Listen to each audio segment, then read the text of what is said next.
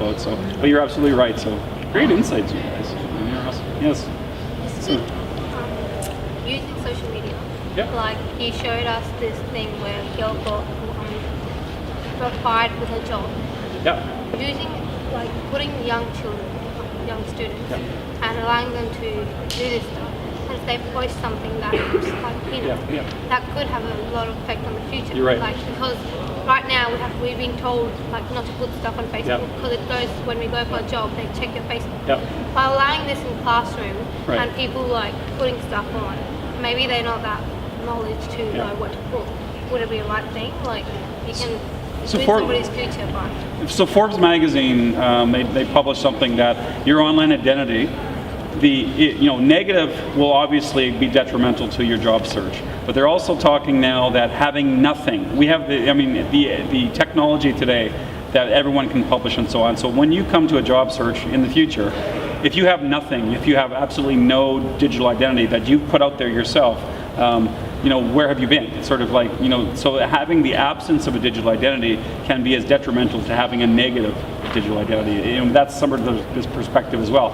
But that's something, what's really important to me, there's two things that are going right now. So we have many of you moving to things like Snapchat and things that are sort of hidden, the ephemeral things that go away. And I really am a big supporter of things like that because I think that like the adults in this room here, we had all the opportunity in the world to be stupid and we never had any of that stuff recorded on our permanent records. And so you're at a great disadvantage that you don't have the chance to be young people anymore. You don't have the chance to actually make mistakes because everything is recorded online forever. So two things got to happen. Either we got to be more accepting of, either we just like cleanse our identities and we do something else, or we have to think about forgiveness.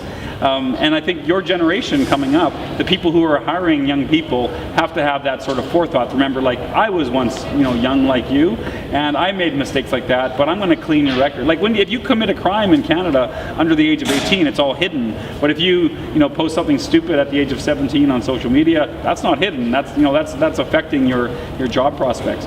In the EU, you probably heard this, the EU petitioned Google for the right to be forgotten.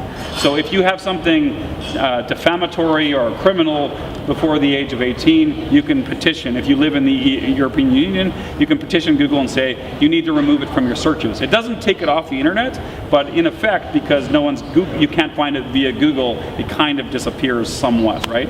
So this idea of the right to be forgotten is really an interesting concept, that we need more forgiveness in terms of young people and so on to make mistakes, to give them that space to make mistakes. At the same time, it also gives Google a lot of power to erase the past and erase history. So it's kind of a scary thing that Google can go out and say, this didn't happen.